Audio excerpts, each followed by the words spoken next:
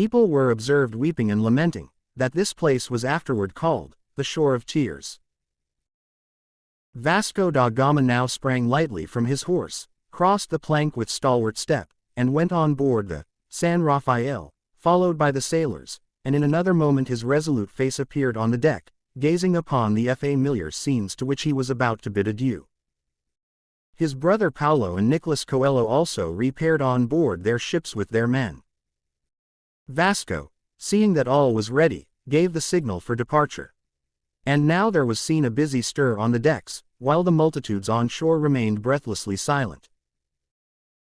The sails were spread as if by magic, the anchors were drawn up dripping from the bottom, the cannon on the quays boomed forth a noisy Godspeed, the people shouted, and waved their hands, to which Vasco and his comrades responded warmly from the deck, and the three ships, looking gay and sturdy and gallant in the sunlight, floated smoothly out of Lisbon harbor.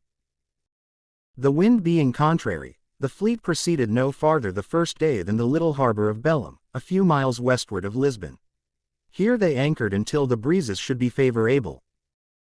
Don Manuel accordingly himself repaired to Belém, and took up his quarters in an old monastery there, so as to be near his fleet till it should sail. Finally, on the third day, a good wind sprang up, and now, at last, Vasco da Gama was fairly off. The king accompanied the ships in his barge out as far as the open ocean, where he took leave of the captains, and watched them until the tips of their masts had faded out of sight beyond the horizon. The beginning of this momentous voyage was an auspicious one. Fair winds and a quiet sea, blue sky overhead, and a mild and delightful temperature in the air, sped the adventurers on their way. Vasco's spirits ran high, and the songs of the crews, as they climbed up and down the masts, betrayed the gaiety of all on board. The three ships and the provision bark kept well together, and often were so near, that the captains could shout to each other so as to be heard. For a week they thus sailed on, until they were rejoiced to perceive land, which they soon recognized as the Canary Islands. So far, all was well, they were on the right path. Little did they foresee the dangers through which they would have to pass ere reaching their far-off destination. Those dangers began, indeed, soon after the Canaries had disappeared from their view. A violent tempest burst upon them, and for hours they were tossed about at the mercy of the waves. When the storm subsided, the San Rafael, Vasco da Gama's ship, could not be seen anywhere by the others.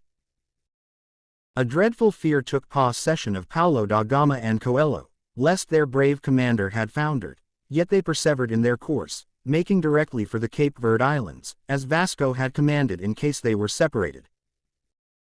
A week of doubt was ended by the arrival of the ships at Cape Verde, where they were gladdened by the sight of Vasco's standard floating in the wind, and the gallant captain himself standing on the deck. The meeting was celebrated by the firing of cannon and the blowing of trumpets. The ships now proceeded together to the little island of San Jago, one of the Cape Verde Islands, where they came to anchor in a snug inlet, and rested there for a week. They seized the occasion to take in fresh water, replenish the ships with provisions from the bark, and repair the yard arms and rigging that had been injured by the tempest. A month had now passed since they left, and it must have been about the 1st of May that the ships sailed out of the San Jago Bay, and turned their prows, as nearly as Vasco could guess, directly towards the Cape of Good Hope. Vasco da Gama was full of courage as well as energy.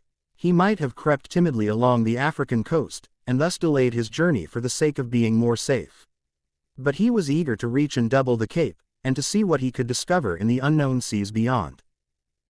So he stretched at once across the Gulf of Guinea, and held a straight course southward, making long tacks in that direction. After leaving San Jago, several months elapsed before the eyes of the voyagers were again gratified by the sight of land. Sometimes the sailors became impatient, and were inclined to give up to despair. Sometimes they were deluded by what seemed to be land, but which turned out to be a fog, or a cloud against the horizon. Sometimes Vasco da Gama, consulting his compass and his astrolabe, which was an instrument like our sextant, feared lest he had gone wide of his track. Sometimes frightful tempests threatened to submerge them all in the raging seas. Still, week after week, and month after month, Vasco da Gama kept resolutely on his course. He had a quick temper, And, when the sailors timidly suggested turning back, he warmly told them that they should go forward until they reached India, or until the sea engulfed them. It was late in August when this long voyage across the ocean brought them at last to the southern coast of Africa.